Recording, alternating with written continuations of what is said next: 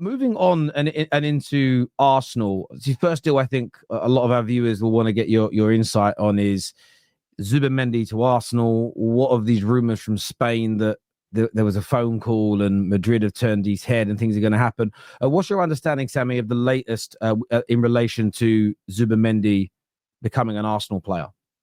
Yeah, I'm sure as I can be that Zubimendi will be an Arsenal player at the start of pre-season. I saw obviously saw the reports, and I've seen and I've kind of sort of consistently seen Madrid's interest floated in Spain.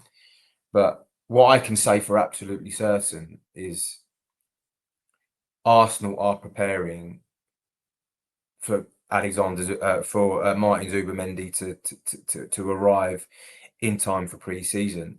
I think, and I've reported this and I've said this on other shows. I think I believe that relevant paperwork has been completed / signed,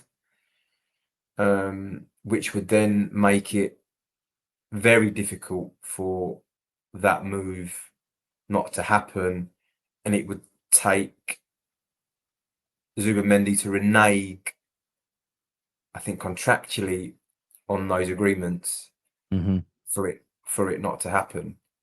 If he was to renege, for example, because obviously you can't, contracts are and paperworks are just pieces of paper, right? If he physically reneges, then my understanding of that situation is then that would, I will be careful slightly, but that would then open up a can of legal worms, essentially. Legally, it would open up a can of worms. And this, Sammy, is where this deal feels a little different from when Liverpool had an agreement, because as you've said, there are legally binding pieces of paperwork that have been agreed this time around, where with Liverpool it was all just verbal as far as my understanding is aware. So there is less chance at this point, far less chance of the mind of Zubimendi being changed like he did when he agreed the Liverpool move. If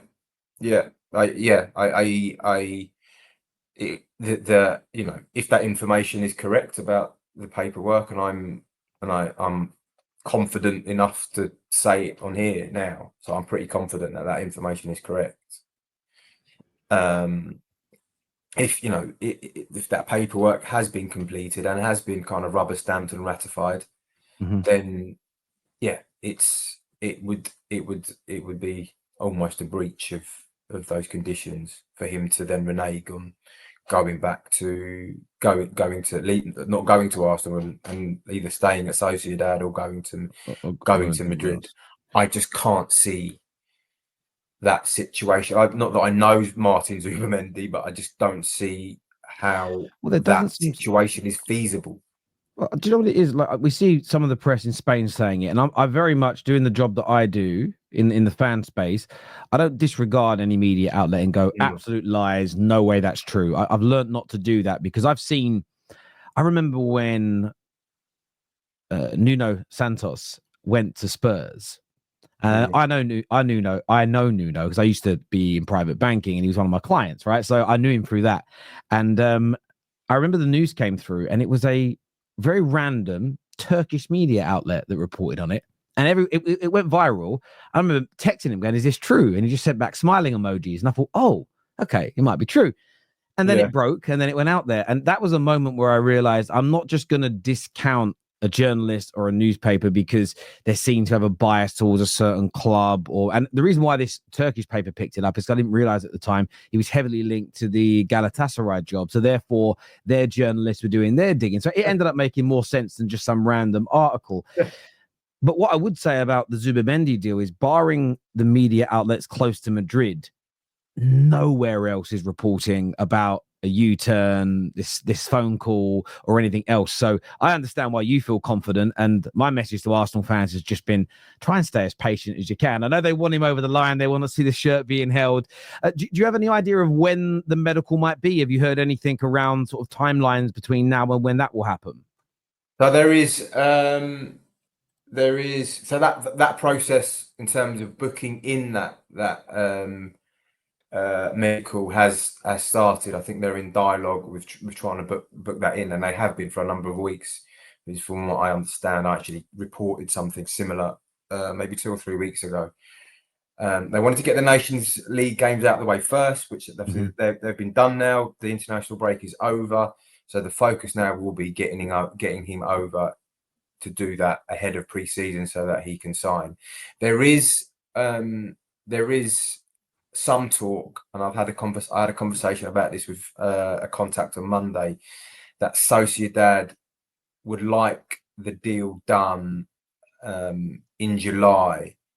For, I think it's sort of, there is a tax reason attached to that. They'd rather have that deal ratified next month rather than this month. But that's obviously that's easily solvable. That isn't going to be a problem given what we've spoken about with the paperwork and stuff like that. And that's also why fans need to. Yeah, that's also something why I think fans need to remain relaxed, because for Arsenal, yes, that they want to get the deal over the line and announce for their supporters. But again, this is a great way of building up some rapport with a football club like Real Sociedad, because you've bought players before, well, Arsenal bought players before, and they might want to do that again in future. So again, you keep those relationships as good as possible. It just makes a lot of sense, as you say, to keep those relationships as healthy and as good as possible for future deals. In terms of other goings on at Arsenal, there's been a lot of talk this week about Gyökeres, a lot of talk about Benjamin Šeško. What's your understanding of their striker pursuit currently in terms of number one target? Are the reports, have you had any confirmed reports of the meetings this week with Gyökeres? What's your understanding of those circumstances, Sammy? Yeah, so it's very interesting. You sort of finished the last part of the Zubimendi section there with about the sort of the context about maintaining relationships with clubs, and I think that's a very sort of key point to stress here with regards to Benjamin Šeško. Now, there was a lot of obviously Arsenal were kind of looking for, or they were looking for a striker in January because of what happened to Gabriel Jesus with that knee injury.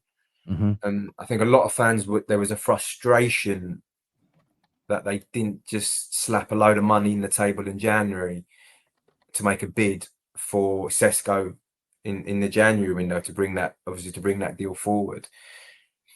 My understanding as to why they didn't do that was because they'd had a conversation with RB Leipzig just to gauge whether they would be interested in selling Šeško in the January window.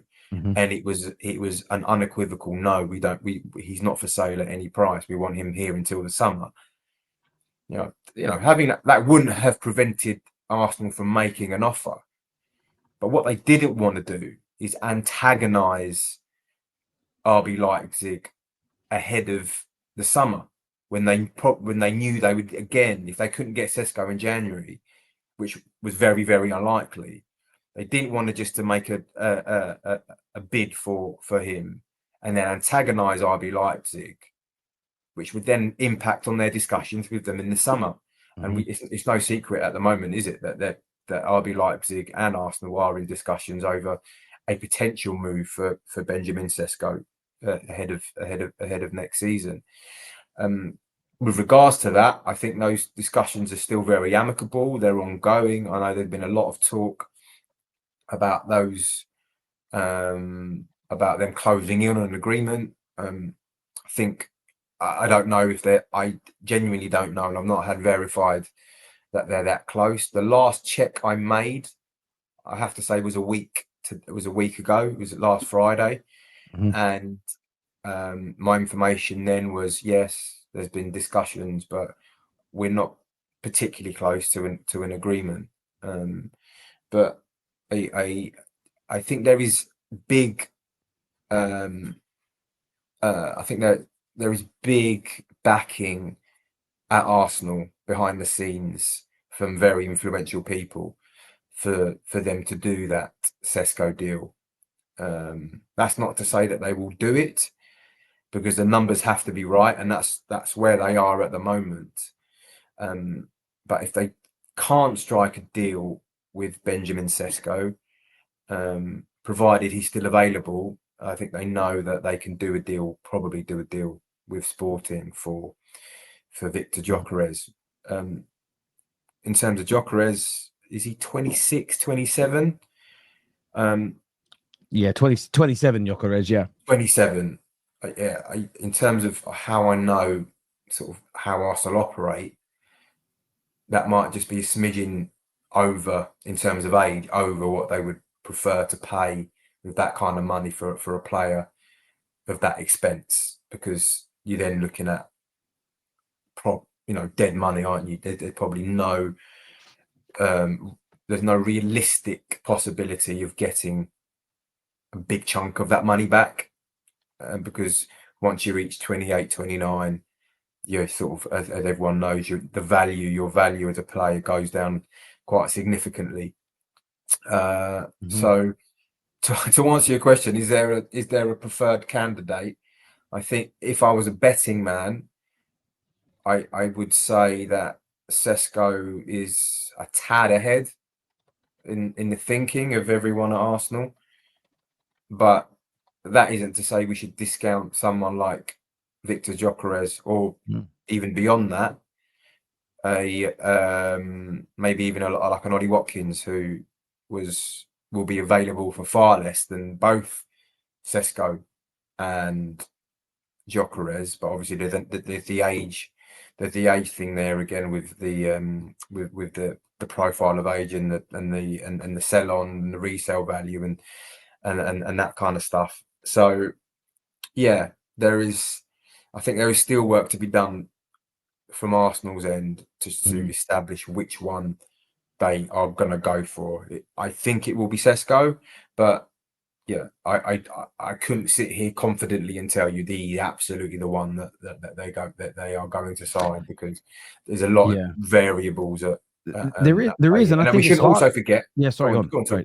No, I was going to say, but this is what Berta does as well. What I was reading from David Ornstein and The Athletic is what you're seeing at Arsenal is very much how Berta operates. So yes, there might be some information that comes out that Sesko's number one, some that comes out that it's Gyökeres, some that this deal is slightly further along than it's meant to be, or is that they're working on 2 or 3 deals at the same time. And I've read that he likes to get deals almost to a point where they're going to complete before they actually make their final decision, not because they're trying to throw the press off. It's just that's how he likes to operate, so that they've got their number one target that's there, but the number 2 target's also closer. If they miss out, they can pivot quite quickly. And that in itself as an approach must be quite difficult for journalists, where football fans, and because you'll even see it in our comment section today. Personally, I wouldn't look at it while I'm talking, because it could be off-putting, but it's one of those things where everybody I want a definitive answer today on what's going on. The issue is with Arsenal this year, I think it's very hard to give a definitive answer about where deals exactly are and who number one targets are. Again, I really respect the fact that going on all the things and a few people in the comments said that how much does Sammy know? Well, Sammy broke the news about Zubimendi becoming an Arsenal player, so that's what Sammy knows. Sammy has his contacts. But it does feel like it feels like a little bit of a minefield for journalists. And you must get this a lot on socials. Like if you say something and then the news changes a day later, your notifications and mentions must be lovely for about 12 to 24 hours. Yeah, no, you're absolutely right.